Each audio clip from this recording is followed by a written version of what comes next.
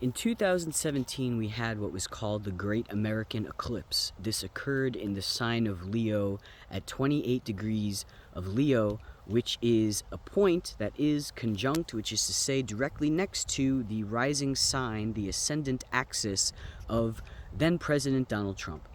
I feel that this is incredibly, incredibly significant, not only because at that time I received a symbol, I channeled a symbol, which speaks to the eclipse of the sun, which is to say the self, but because as an eclipse that traveled over the entire United States and was occurring in the same window of time within which us as a country we have been experiencing our Pluto return. As the youngest nation, well, I'm not going to say as the youngest nation, but I'm saying as a young nation, let's put it that way, relative to older nations like those in Europe. This country was founded upon a principle of rebellion, in a sense. And we've largely been, by my perception, kind of obnoxious teenagers for a while. I feel as though this eclipse was marking a period of growth beyond that inherently narcissistic, self-centered orientation. At that time that we had a president whose ascendant point was conjunct this eclipse, it's important to note the rising sign is where we find a person's appearance, how they present, how we receive this person. In other words, the figure of Donald Trump has been perfectly mirroring to us what that eclipse was setting into motion for us to reflect upon energetically. Trump belongs to the Pluto in Leo generation, also known as the Boomer generation. By my perception, the core wound that exists within the Boomer generation is related to this Leonine signature. And it's that those in that generation who did not have reflected to them, who did not have affirmed to them the specialness, the uniqueness, the value of their creative self-expression, Leo, those whose inner child, Leo, were not nourished, then fall into a pattern, a defensive pattern, within which they are then putting down, stamping down those same qualities in others. And it is for this reason that I believe those in this particular generation, the Boomer generation, the Pluto and Leo generation, would come up with this idea of saying to young artists or whatever, young creatives,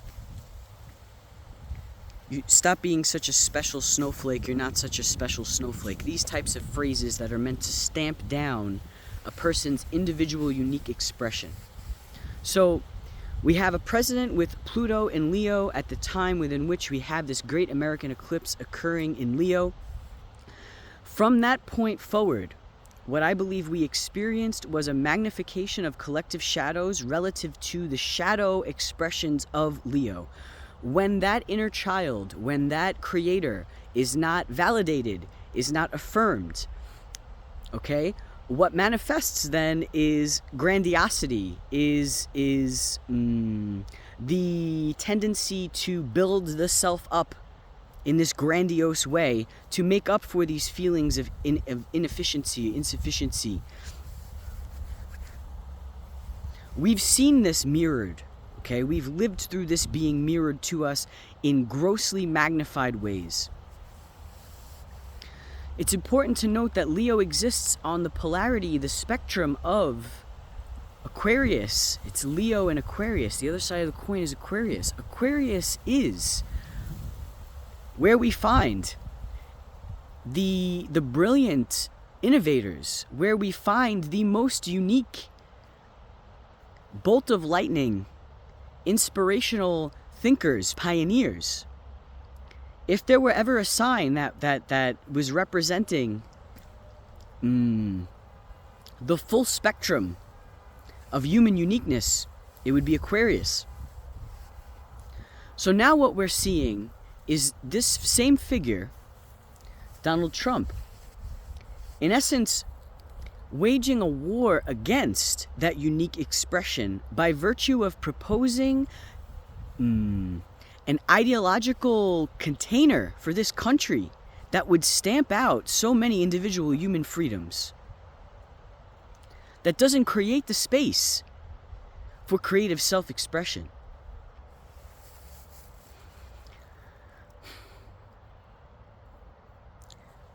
What we who have been most heavily engaged on the evolutionary path have been living through in these years since that eclipse has been an initiation relative to eclipsing ourselves. Not forgetting ourselves, individual selves, but eclipsing ourselves to move beyond the self. And I see this as being reflected in the symbol that I mentioned, channeling, which among many other things depicts as well a black hole.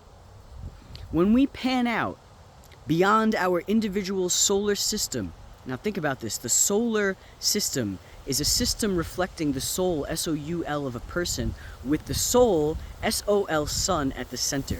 It is an inherently self-oriented, narcissistic, in a sense, system, though it doesn't need to be utilized as such. All I'm saying is that it's reflecting the inner consciousness of the individual being. However, when we look at when we look above, and we understand that our solar system is but one speck within a massive, massive galaxy, which is orbiting around a supermassive black hole, we understand that to move beyond this inherently self-oriented system, we need to pan out into a galactic system, into a system that is cosmically conscious of the fact that at the very center of our galaxy is a black hole, is the darkness, is the feminine principle of receptivity, gravity, magnetism, attraction.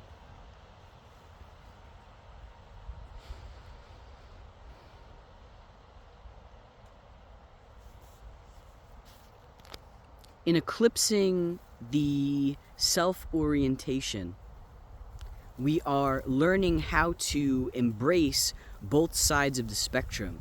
The masculine, which is to say the solar, the radiating outward, the emanating outward, and the feminine, which is to say the pulling inward,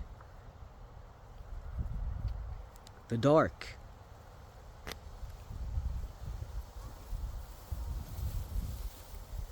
The sign that comes after Leo. How do we eclipse the sun? The sign that comes after Leo is Virgo. Virgo. Vice President Kamala Harris's Pluto is in the sign of Virgo. Thus, she is belonging to the Pluto in Virgo cohort of souls. It's important to note for those that aren't astrologically inclined, Pluto, being such a slow-moving planet, is representing groups of souls. Soul tribes, if you will.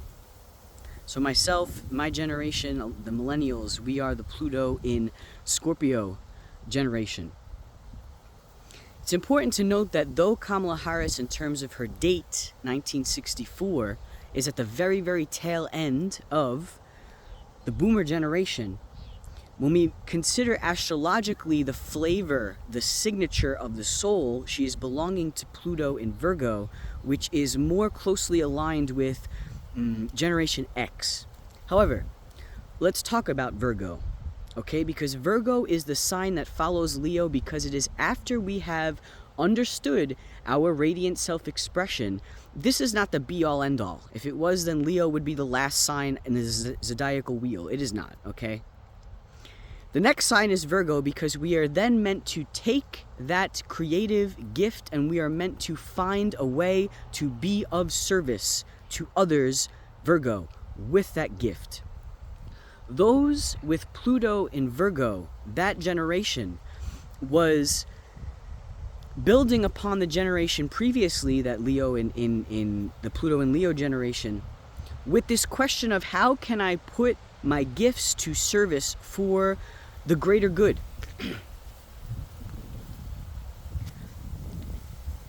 By my perception, someone belonging to this generation is much more aligned with where we need to go evolutionarily in moving beyond this inherently and solely soul or self-oriented model of being and relating and existing.